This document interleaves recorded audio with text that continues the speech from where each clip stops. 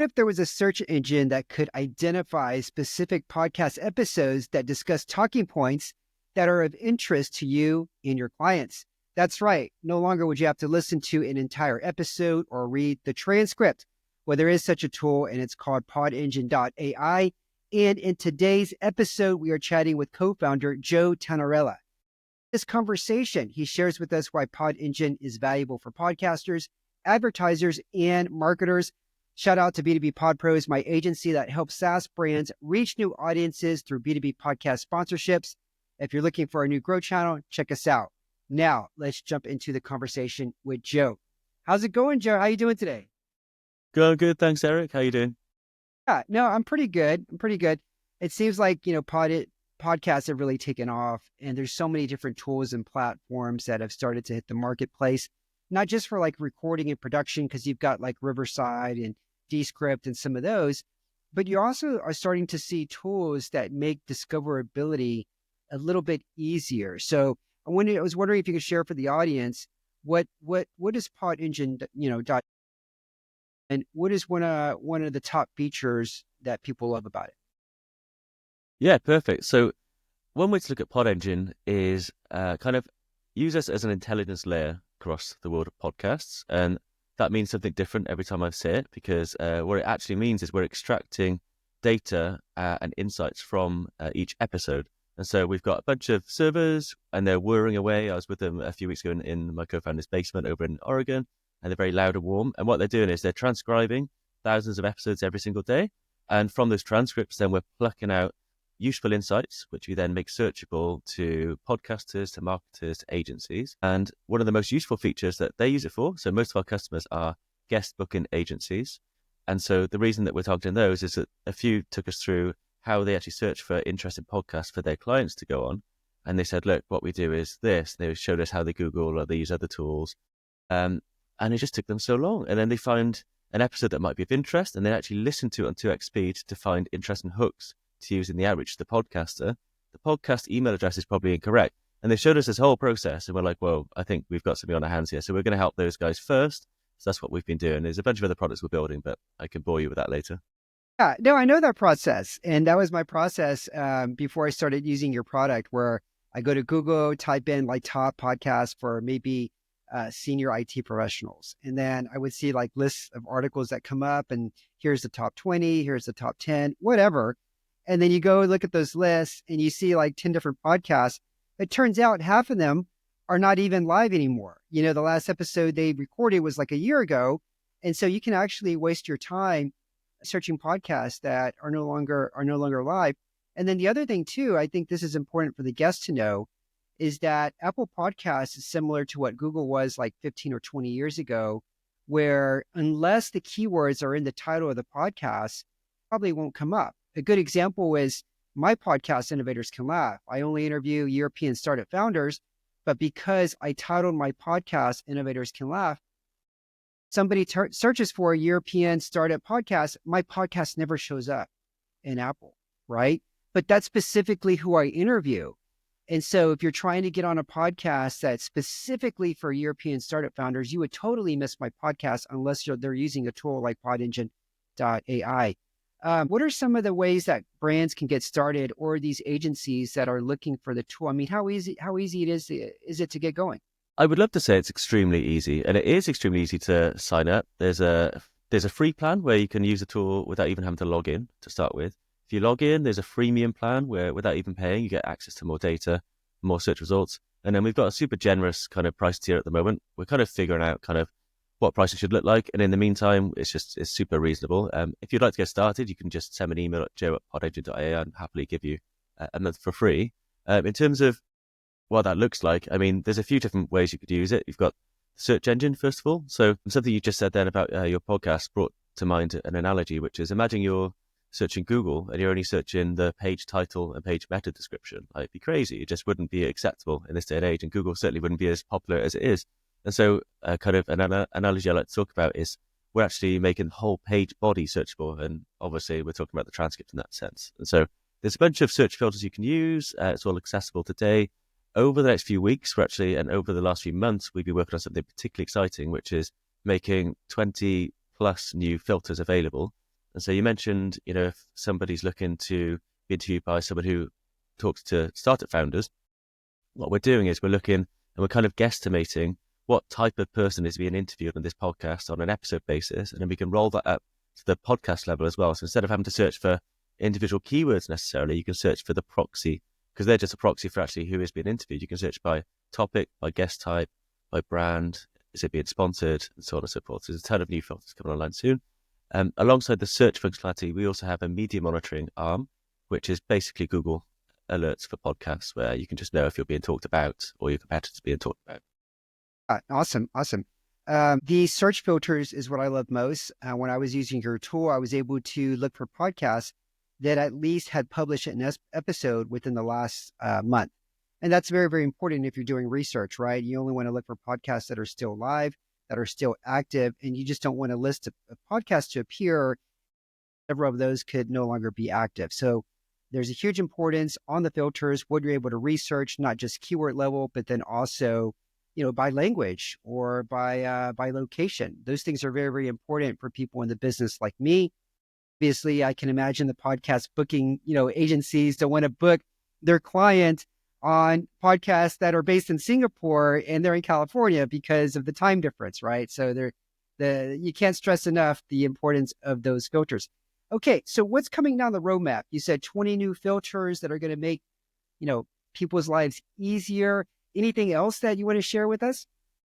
Yeah, for sure. I mean, there's a lot of UX improvements we need to make, because there's features available today, and we just know some customers are missing them because, we're a small team and we're not expert designers. So it's quite hard to communicate where the value is in our own product even. And there's some features that even I miss sometimes, which is embarrassing to say. One of them in particular, which is incredibly valuable, which doesn't get used enough, is you can combine together multiple search queries. You could say, show all podcasts that have the word farming in the podcast title or description, and where the words climate technology has been used in the transcripts in the last 30 days. And you can nail it down. And you can even add another one on top, which might be, or where kind of, for example, instead of farming, it's kind of mental health is in the episode title. So you can really combine together. And there's no other way, as to the best of my knowledge, to get to that level of detail.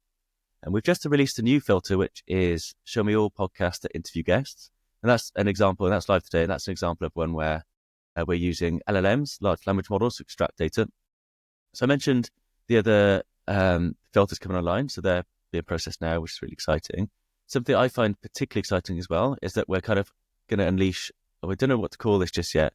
I'm saying it's an army of AI agents to do the searching for you, because ultimately what happens is you place yourself as a guest onto a platform. AI kind of enriches your profile. So at some point you'll be able to put in your LinkedIn profile, it'll say, here's what you do, here's your ideal audience profile, here's your proposition and everything else.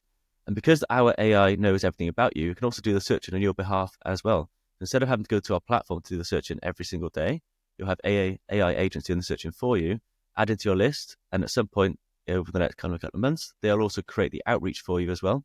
And so you can see how the end-to-end experience can be not fully automated, because what we don't want to do is build a tool to spam podcasters like yourself, because we've heard all the horror stories. And we can actually result in higher quality outreach to a higher quality audience of podcasters from the likes of agencies, marketers, and guests.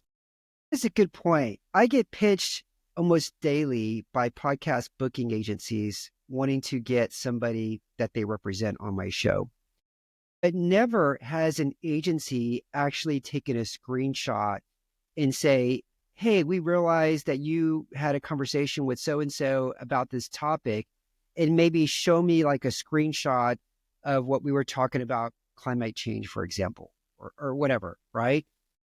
And then also say in their pitch, if you're still interested and for your audience to learn more about this topic, we have an amazing guest who's an expert, or blah, blah, blah, blah, blah, blah. That's a very valuable and informative pitch right there, because all the pitches that I get are we love your show, but they never provide any sort of proof they love my show. They never reference an episode they listened to or actually talk about something specific they heard in the show that they liked. It's just we love your show. We think we have a great guest for you. Here's so-and-so. It's all about the person that they're recommending. And it's never about the actual content of the show and why they think their guests could be great for my audience. I'm not in that business, but if I was booking guests, that's how I would pursue it. Yeah, 100%. I mean, I've been I'm sure your audience are familiar with the term dog fooding, kind of using my own products to outreach to podcasters and do other various things.